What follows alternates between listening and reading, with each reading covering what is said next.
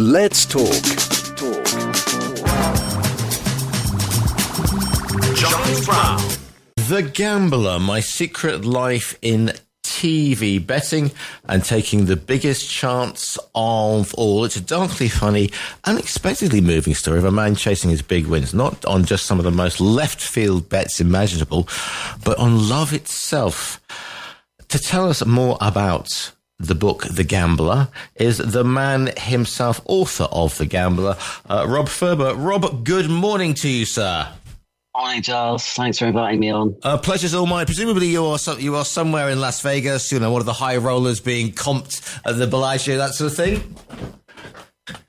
Sadly not. I live a very quiet and peaceful life in a Cambridgeshire village here in the UK. So tell me a little bit about your background and what the book is The Gambler. So obviously everybody's saying, I bet he's going to play sort of Kenny Rogers now at the end of this. But is this high stakes gambling like we alluded to in the little introduction? Is it Vegas? Is it what? Because with the greatest, I can see you, and I'm not seeing the sort of the big rhinestones here, Rob. I'm not seeing the sort of the Texan hat and that sort of you got to know when I hold 'em sort of situation.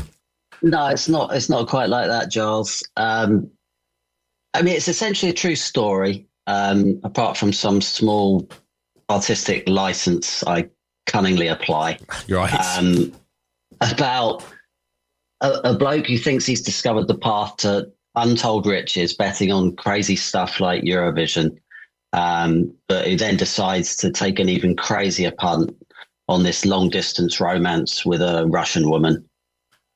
I suppose I discovered this niche of TV betting, as we call it, right, that gave me a significant edge over the bookmakers. But all the analysis came at a cost, really, as I ended up living a very solitary existence. And I felt like I was almost risking missing out on real life. So, yeah, I decided to take this huge gamble in my personal life, flying off to Russia in search of romance and not really knowing what lay in store. And that was back in 2011. Right. So, TV betting. So, we all, because, this has just been a news item about, they wanted to bring in some sort of stopping people having gambling machines and, one-armed bandits. Probably don't have those anymore. It's show my age. But so you're betting, it's not even spread betting or sports betting. It's TV betting. Now, explain to me a little bit about what on earth TV betting is. Yeah, it's this niche in the betting world, and it's actually an underreported world, which is why I thought the book would be of interest, because it's a very colourful and entertaining aspect of betting that doesn't really get any coverage. Everything from Eurovision and Strictly Come Dancing, I'm a Celebrity, Get Me Out of Here, Dancing on Ice, you name it, really. And it also includes things like the Oscars, Primetime Emmys, which is coming up shortly. And yeah, if you put in the analysis, you can sort of give yourself an edge. And that's what I've done over all these years. How on earth with the greatest whatever, I'm coming at this completely cold, as it were. How do you put the analysis? Because I don't watch TV. I don't watch reality TV. So I've got not a clue. So how on earth do you put in something like I'm a Celebrity? Do you put in I can understand sports betting because certain things are going to happen, etc. Where the going's good to firm, etc. As last time I heard, the going wasn't sort of particularly good to firm on I'm a Celebrity, Rob. Yeah, I suppose it's because I'm a journalist. I've worked as a journalist for over 30 years. And I was working from home as a freelancer. And this was when reality TV was suddenly booming, sort of in the early noughties. And I was watching these shows like Strictly Come Dancing. And, you look at the profile of the contestants. You think about who's watching Strictly Come Dancing, who's voting. And you think, well, hang on a minute. I think I can kind of work this out. And it went from there. It was a bet that I struck on Darren Goff to win Strictly Come Dancing back in 2005, believe it or not, 20 years ago. Right. And things sort of went from there. And then I discovered Eurovision. And that's a serious analysis that you have to do there. I mean, that last 5 months for Eurovision, serious Eurovision traders, we start around Christmas time and you have all the national qualifiers.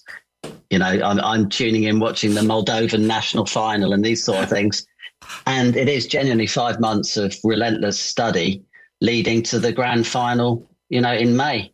I just can't believe that you just said serious Eurovision traders. Like there's this subdivision of a subdivision who are like, right, boys, what we're going to do is we're looking at Azerbaijan, not a chance, but looking out for the Moldovan semis.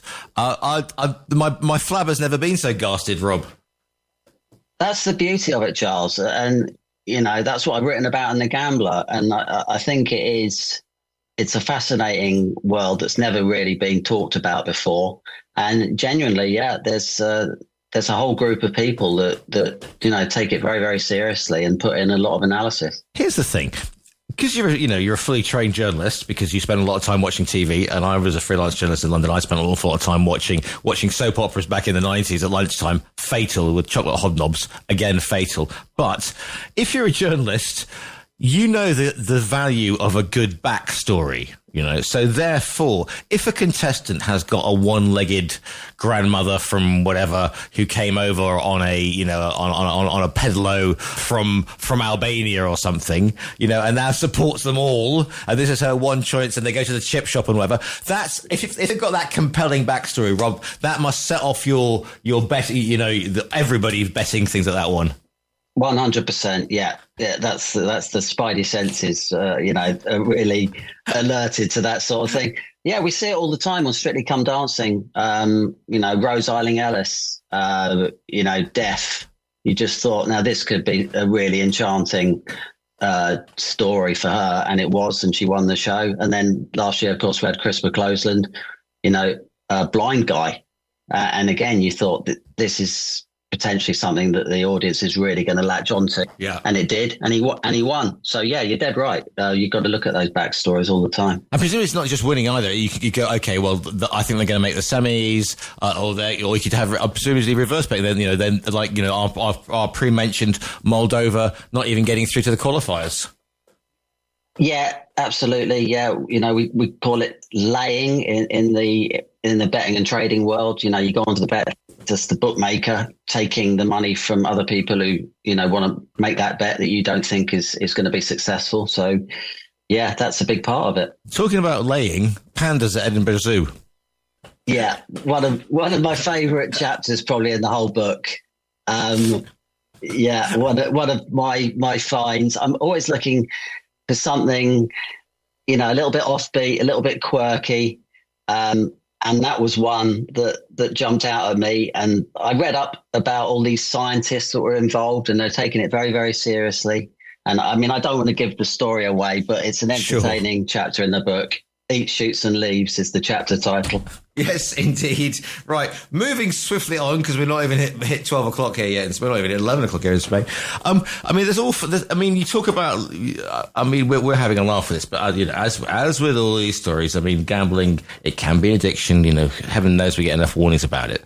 And you mentioned that it became a very solitary existence, because, we can cut us, especially since that thing that we cannot mention that happened 5 years ago and kept us all inside for a bit. You can sort of isolate yourself away from the real world, and although highly entertaining because it's read to this book, it is a very, listen, journalism is a very peculiar way to live your life, full stop. But this is a very, very peculiar way of living your life, Rob. Yeah, I was doing the freelance journalism, and it wasn't actually, making me that much money. So, when TV betting came along out of the blue, really, I was just in the right place at the right time. I could genuinely, make more money from that than I could from the freelance journalism. And you do have to work at it, though. Yeah. It's a serious business, and you put in a lot of hours, just trying to find those clever bets. A very good friend of mine used to play online poker literally for 8 to 9 hours a day. It was his job, and that's how he made his money. What sort of figure are we talking here, Rob? Are we talking like decent sums of money? Well, again, in the book, I highlight, some of my wins over the years. Eurovision, always looking for a 5-figure profit each year at Eurovision. Haven't always achieved the 5-figure profit, and I had one year that I go into in the story that went completely the wrong way, and I lost money, lost quite a lot of money. But that's sort of an occupational hazard. As long as you're minimising those times when you lose and you maximize those times when you win, you're making money in the long run, and that's really what I've managed to do over all these years. Fascinating. So tell me about this bet on Lurve, he said, with love spelled Lurve, obviously.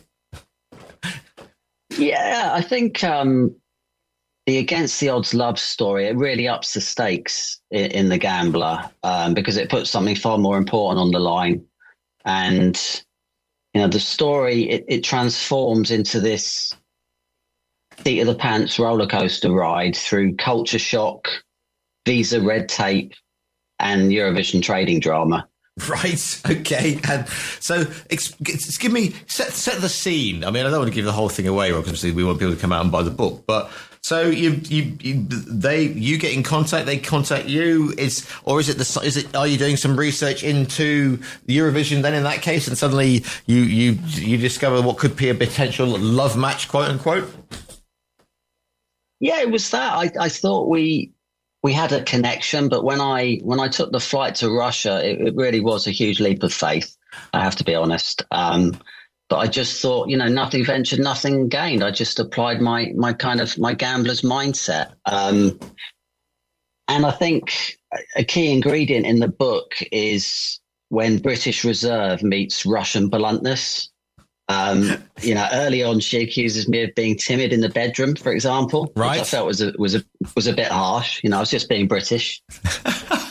Because Russia is a nation, and Russian women are a nation of people who don't do small talk, do they? There's no beating around the bush, they are direct and to the point. Was this? I mean, sort of you met online talking about gambling and stuff, and then you decided to go quote unquote all in and get. I mean, you must have been worried that if when you touched down in wherever it was in the former Soviet Union, that there wouldn't be anybody waiting for you at the actual airport.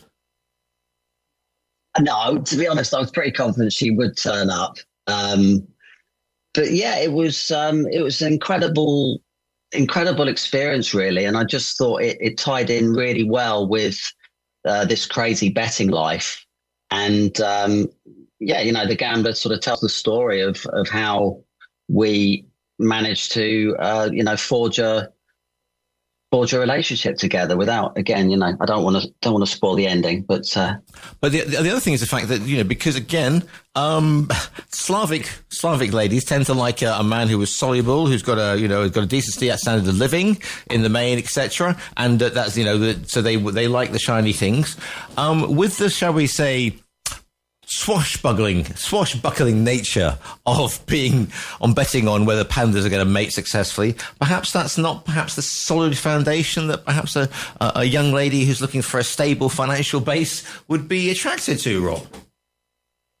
It's very true, Giles, and yeah, there's been some ups and downs along the way. Let's put it that way. And again, I cover it in the story because I did have this tough Eurovision year. Yeah, and then I sort of had to slowly but surely break the news to her that, finances weren't that great, and, we might have to pull in the purse strings a little bit. So again, it's a funny chapter in the book. It's an authentic warts and all portrayal, I would describe it as. But when you've got to describe it as, yeah, darling, the reason we can't go to Cyprus on holiday is the fact that basically it's because Kazakhstan went out in the qualifying rounds of the Eurovision. That must have got a proper death stare from her.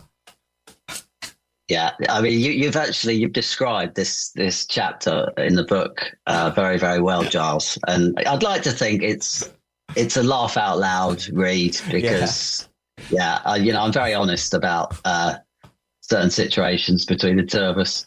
Now, Tony Parsons, who knows a thing or two about writing and about being male, to put it mildly, and gosh, anybody who's been out, Julie Birchall deserves at least the George Cross. But what I'm saying, I mean, Did it suddenly strike you saying, hang on a second, I can combine these 2 or even 3 worlds, which is basically gambling, dealing with Russian ladies and journalism together, put it in a book, because it's been described as, basically fever pitch, isn't it? Which is high praise indeed, because people tend to forget, because it's like 30 years ago since fever pitch came out, but it totally changed the way that we looked at football from a writer's perspective, because before then, nice young writing people like ourselves didn't even look at the association football, did we? So, did you suddenly think, hang on a second, there is a book in here?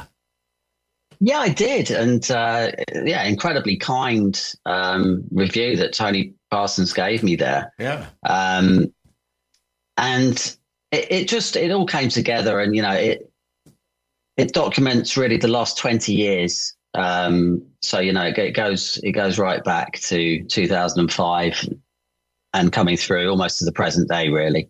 But yeah, I describe it as part entertaining betting memoir, part culture clash comedy, part heartwarming love story. Presumably, are you still involved in the betting market? And if so, how did you find the time to actually concentrate on putting the narrative together? I know you're a trained journalist, Rob, and they're supposed to fall out. But as you know, you have to get up early and do the nifty 250 words even to get your brain going. And at the same time, you must be thinking, hang on a second, there's an aquarium in Dusseldorf that's got a new species of fish, and if they breed, I'm in the money here. No, you're right, Charles. Yeah, it's it's a very, very busy existence I have. I mean, writing the book, it took me many years to piece it all together. And yeah, my bread and butter on a daily basis is trying to unearth these, these great TV bets, or special bets, as we call them, like the 2 pandas mating at Edinburgh Zoo. Must have been. What was the feeling like, though, when it actually arrives in print? And you've got it in your hot little hands, and then the reviews start to come in. It must be incredible. It must be incredibly sort of heartwarming, or a feeling I've actually sort of done it, because now now you can say to your beloved, you see, there you go, it was worth it in the end. Look at me, I'm a published author. You should probably say when will we get the Hollywood rights? But anyway, you're so right. Yeah, I mean, that was a really special moment. I mean, it came out on July the 17th. Mirror Books sent me some advanced copies.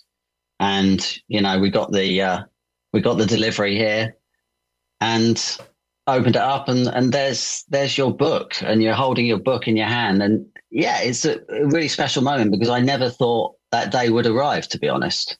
So what's next then? Because you see, you've done one. Is it going to be double or nothing here? Are you going to go for another book, do you think? The Gambler 2, just when you thought it was safe to go back to the pandas?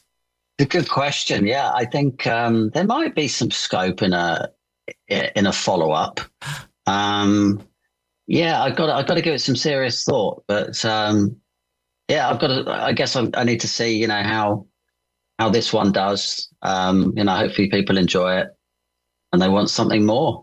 Well, congratulations on the book. It's called The Gambler, My Secret Life in TV Betting and Taking the Biggest Chance of All. I have to do that in that accent.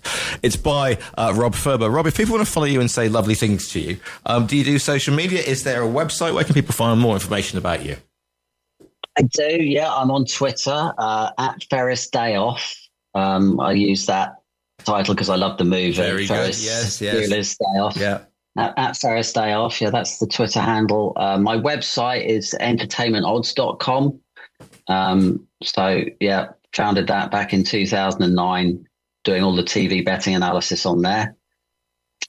And, yeah. And you'll be able to, and listeners, if you want to order the book, you can go onto our own virtual bookstore. You'll see a picture of the front cover of the book on our virtual bookstore. Click on that front cover, and a well-known delivery service will be winging its way to you wherever you are in the world. The book is called The Gambler, My Secret Life in TV Betting. It is by Rob Furber. Rob, it's been an absolute pleasure to speak to you this morning. Thanks very much, Charles. You too.